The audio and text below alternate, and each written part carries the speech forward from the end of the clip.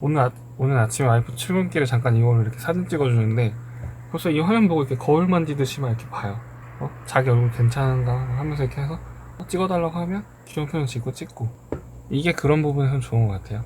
뭐 까지는 듀얼 스크린 게임에 대해서 알아봤는데요. 일단 V50S가 완전히 게임을 위한 게 아니고 듀얼 스크린 2세대, 이 듀얼 스크린 2세대가 어떤 것들을 할 수 있냐면, 우선은 아직 근데 지원하는 어플은 별로 많이 있진 않아요. 하나씩 추가되고 있는 것 같긴 한데, 일단 웨일이라는 웹 브라우저가 하나 있어요. 이 웨일 웹 브라우저에서는 만약에 네이버에 들어왔다 그러면 듀얼 스크린을 어떻게 활용하냐, 우린 이렇게 뭐 뉴스를 본다거나 하면 들어가 뉴스를 보겠죠. 이렇게 뉴스를 볼 때 보통 이제 뭐 계엄령 준비, 탄핵 심판 이틀 전부터 뭐 이런 뉴스를 보다가 뒤로 갔다가 또 다른 걸 들어가서 봤다가 또 뒤로 갔다가 이런 식으로 이제 웹서핑이 이루어지잖아요, 보통. 근데 여기서 듀얼 스크린을 활용하면 어떻게 되냐, 웹브라우저, 다른 웹브라우저 말고 크롬도 확장 모드가 되긴 하는데, 확장 모드랑 별개로 웨일 브라우저에서는 듀얼 스크린 전용 스페이스 기능을 제공해요. 이렇게 오른쪽 위에 있는 버튼을 누르면 왼쪽에 듀얼 스크린이 화면이 하나 열렸죠. 근데 이 상태에서 링크가 걸린 모든 것들은 더블 클릭을 하면 듀얼 스크린이 열립니다. 따닥, 듀얼 스크린이 열렸죠. 이렇게 해서 내용을 보고 이쪽에는 또 가던 길 가고 또 따닥 그러면 또 새로운 게 열려요. 근데 따닥이 불편하다, 더블 클릭이 불편하면 한 번 탭했을 때 열리도록 설정하는 게 여기 위에 있습니다. 보이나요? 위에 이 쇠사슬 모양, 열쇠고리 모양, 이걸 누르면 이제부터는 한 번만 눌러도 바로바로 이쪽에 열려요. 바로바로 화면이 바뀌고 있어요. 이런 식으로 웹서핑이 가능하고요. 이거를 이제 응용을 하면 쇼핑이나 그런 것, 뭐 또 어디 쓸 데가 있나? 쇼핑, 유튜브 한번 들어가 볼까요? 우리가 좋아하는 유튜브 한번 들어가 볼까요? 만약에 유튜브에 들어갔어. 그럼 이 유튜브 페이지에서 이런 식으로 누르면 이쪽에 뜨죠. 이런 건 보통 가로 모드로 보면 편하겠죠? 뭘 튼 거야 내가? 주방 꿀팁을 볼까? 난 주부니까. 자, 이렇게 화면이 열렸어요. 키워서 이런 식으로도 가능해요. 한 화면에는 영상을 보고 밑에선 계속 서핑을 합니다. 별 의미 없는 걸 수는 있는데 어떤 사람들은 편하게 사용할 수가 있겠죠. 이런 식으로 사용이 가능하고, 쇼핑을 예로 들면 보조 배터리, V50S는 보조 배터리가 필수일 것 같아요. 밖에서 사용해보니까 배터리가 너무 부족합니다. 그래서 이렇게 쇼핑을 하는 모습을 볼 수 있어요. 상세 페이지는 이쪽에서 보고, 다 봤어, 쭉 넘어가서 또 다른 거 보고, 이렇게 볼 수 있다는 거.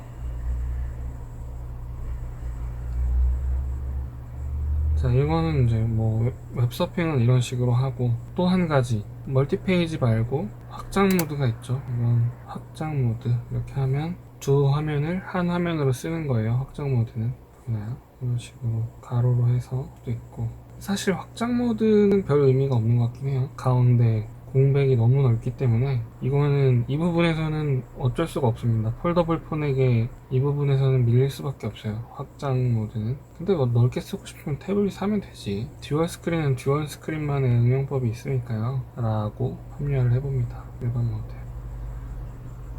듀얼 스크린 끄기 해서 끌 수 있고, 켜기 해서 켜도 되고, 접으면 꺼지고. 그래서 이런 식으로 웹서핑 할 때 응용하고, 듀얼 스크린 이거를 또 한 가지 사용 방법이 뭐냐면, 이번에 LG V50S ThinQ에서 제일 이슈가 됐던 거는 본체 해상도가 다운되면서 듀얼 스크린 쪽 해상도랑 맞춰지는 것도 이슈였지만, 제일 중요한 건 카메라 성능이 다운됐다는 사람들의 의견이 있었잖아요.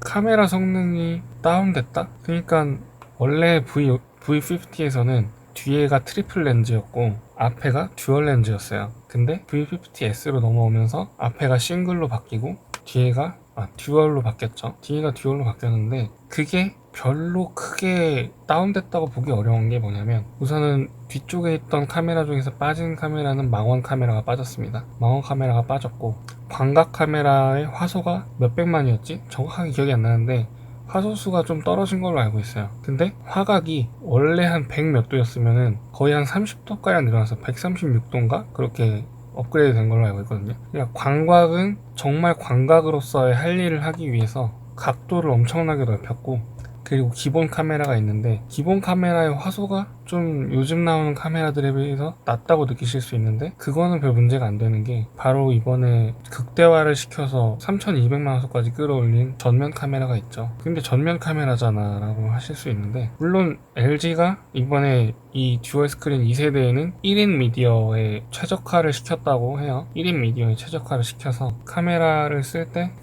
보시면 셀카 모드로 할 때 여기서 프레시 버튼을 한 번 더 누르면 반사판으로 이걸 이용할 수 있어요. 반사판으로 이용해서 지금은 여기에 더 강력한 조명이 있기 때문에 이게 티가 전혀 안 나는데, 조명을 한번 꺼보겠습니다. 자, 반사판을 일단 꺼놓고 차이를 느끼게 해주기 위해서 듀얼 스크린을 끄고 반사판을 껐어요. 아니, 반사판 조명을 껐어요. 아니 근데 이게 모니터 때문에 또 엄청 밝네? 모니터도 꺼야 되나?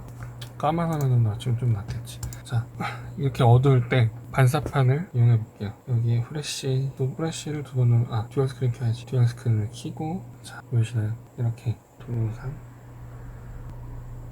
반사판을 킨 상태입니다. 반사판을 키면 조명이 이렇게 생기죠.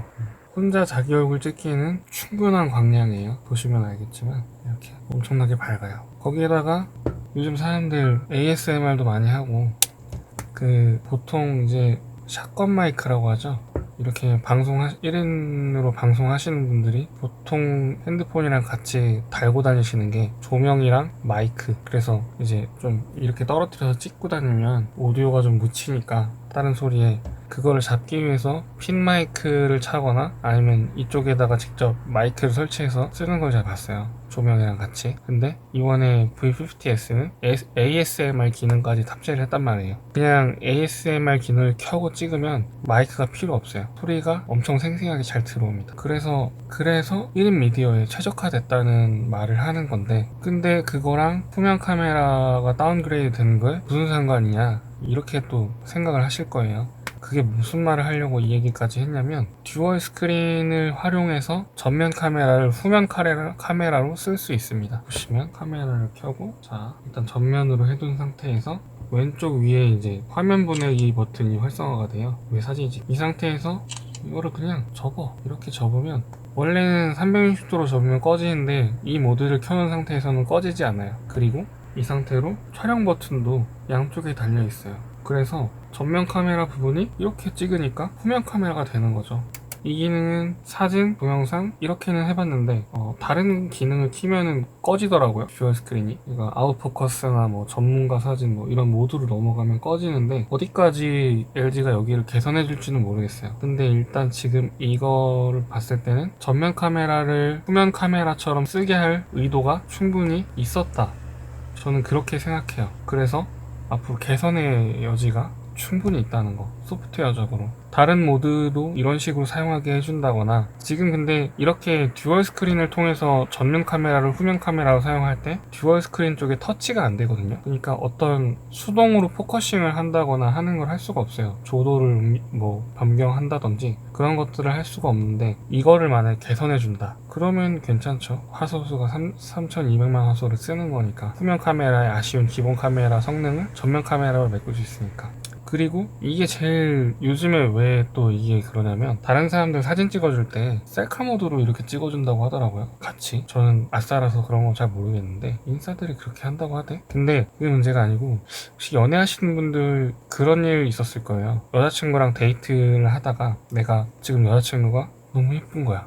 데이트 하는데 너무 사랑스러워. 그래서 사진을 찍어주려고 했어. 근데 여자친구 사진을 찍어주면 자꾸 표정을 이상하게 짓거나 고개 숙이고 뭘 열심히 먹거나, 아니면 좀 있다가 그냥 여자친구가 내가 찍을까? 이런 말을 하면서 핸드폰을 가져간다든지, 아니면 사진 찍으면 보통 달라고 하기 마련인데 사진을 찍어줬는데 달라고 안 한다든지, 이런 게 뭘까요? 사진을 예쁘게 못 찍고 있다는 거거든. 여자친구가 지금 자기가 찍어주는 사진이 마음에 안 드는 거야. 말은 못하고. 근데 이거는 그거를 방지하는 거죠. 여자친구한테 네가 직접 마음에 드는 각도로, 네가 직접 마음에 드는 상태로 한번 찍어봐. 내가 사진은 찍어드릴게. 사진을 찍어는 드릴게. 근데 네가 지금 네 얼굴을 네가 판단해서 예쁘게 찍히는지 봐라. 그런 거죠. 이렇게 해주면 벌써 반대편에서 오늘 오늘 아침에 와이프 출근길에 잠깐 이걸로 이렇게 사진 찍어주는데 벌써 이 화면 보고 이렇게 거울 만지듯이 막 이렇게 봐요. 자기 얼굴 괜찮은가 하면서 이렇게 해서 찍어달라고 하면 기존 표정 찍고 이게 그런 부분에선 좋은 것 같아요. 뭐 1인 방송 하시는데 카메라 감독을 따로 두고 촬영하시는 분들은 또 그런 부분도 좋죠. 이렇게 앞에서 찍어주는데 자기 얼굴이 어떻게 나오는지 알 수 있잖아. 그냥 후면 카메라로 찍을 땐 모르는 그런 것들이. 저는 그렇게 촬영은 안 해봐서 잘 모르겠지만, 그래서 듀얼 스크린이 이런 쪽으로도 활용을 하더라, 할 수 있더라, 이런 걸 확인했죠. 제가 일주일 동안 쓰면서. 근데 모르겠어요. 화소수는 사실 근데 사진을 크게 뽑을 게 아니면 뭐 큰 의미는 없는 걸로 알고 있어서. 그리고 카메라 기능 중에 이제 그런 게 있더라고요. 설정에 들어가면 액션샷이라는 기능이 있어요. 이거는 이제 액션샷은 제가 제 아들 이름이 휘랑인데 휘랑이가 막 뛰어다니면 찍으면은 막 날아다녀. 애가 이리 흔들리고 저리 흔들리고. 근데 이 액션샷을 키면 빠르게 움직이는 대상을 포착해서 그 순간을 잡아줍니다. 정확하게 어떤 방식으로 이게 그렇게 찍는지 모르겠고, 내가 카메라를 이렇게 찍으려고 들고 있을 때 그 앞에 움직이는 피사체, 그거를 AI가 판단해서 포커싱을 해서 찍어내는 거예요. 내가 이렇게 따라가면 별 의미 없고, 중요한 건 찍으려고 이렇게 있을 때 샥 지나갈 때 그 피사체를 잡아낸다는 거죠. 그게 액션샷이고, 이건 제가 잘못 생각하는 걸 수 있어요. 근데 왜냐면 오늘 테스트를 해봤는데 휘랑이를 따라다니면서 찍는 거는 별 체감을 못했고, 가만히 서서 휘랑이가 뛰어다닐 때 내 앵글에 들어왔을 때 찍었을 때 차이를 느꼈거든요. 그래서 듀얼 스크린을 지금 한 일주일, 듀얼 스크린 2세대를 일주일 정도 썼을 때 이 정도까지 알아낸 것 같아요. 더 있었나? 딱히 생각나는 건 없고, 그냥 훨씬 자유로워졌다. 모든 걸 뭔가를 하는 게, 게임을 하고, 게임을 켜놓고 카톡을 하고, 뭐 블로그에 포스팅을 할 때 글을 쓰면서 필요한 자료가 있으면 듀얼 스크린에 띄워서 검색을 하면서 포스팅을 같이 참고해서 하고, 그런 게 너무 편했던 것 같습니다. 근데 치명적인 단점이 뭐냐면 무겁고 커요. 무겁고 큰 게 단점이라면 단점이에요. 상당히 무겁고, 이거는 LG 폰들은 거의 다 밀스펙이라는 거를 통과를 해서 이제 출시를 하는 걸로 알고 있어요.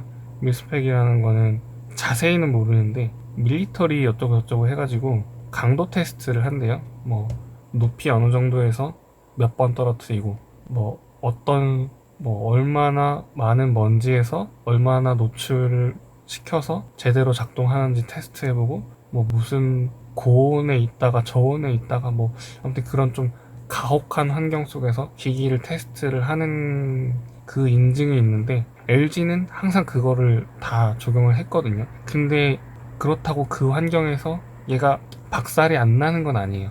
깨지고 부셔지더라도 작동을 한다는 의미로 그 인증이 붙는 거거든요. 그래서 얘가 아무리 그 인증을 통과했어도 이 정도 무게면 어디 떨어져서 한번 찍히면 박살 날 수도 있겠다 싶더라고요. 그게 그래서 큰 단점인 것 같아요. 그리고 어디 들고 다니기가 좀 힘듭니다. 제대로 들어가는 주머니가 없어요. 들어는 가. 바지 주머니에 넣으면 바지가 내려가고, 잠바 주머니에 넣으면 잠바가, 그러니까 아우터에 넣으면 아우터가 한쪽으로 처지고, 그 정도예요. 좀 힘들어요. 겨울이 돼서 코트를 입고 안쪽에 넣으면 좀 괜찮을 거는 같아. 그 정도는.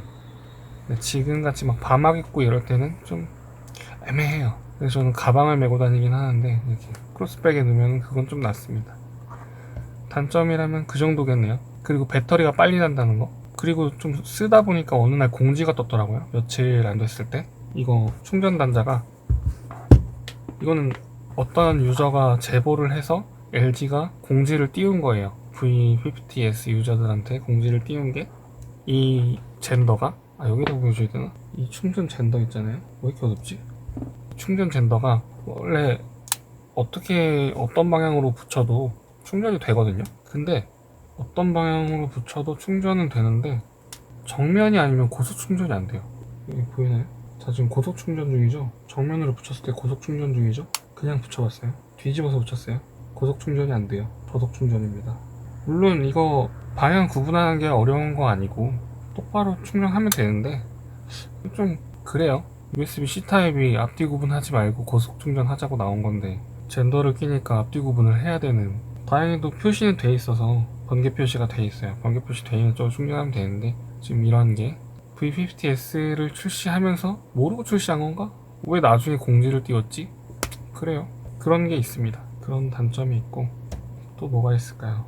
화면 내 지문 인식은 인식률이 생각보다 좀 떨어져요. 잘 될 때는 엄청 잘 되는데 안 될 때는 죽어도 안 됩니다.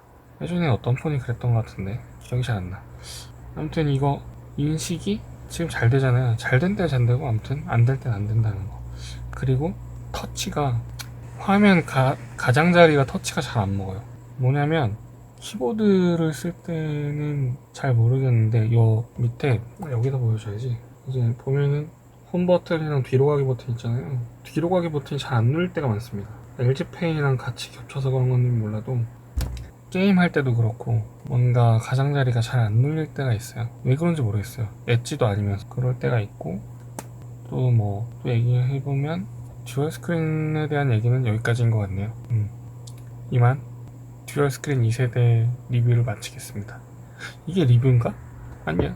이만 듀얼 스크린 2세대 미세팁 모음이라고 해야 되나요? 미세팁 모음을 마치겠습니다.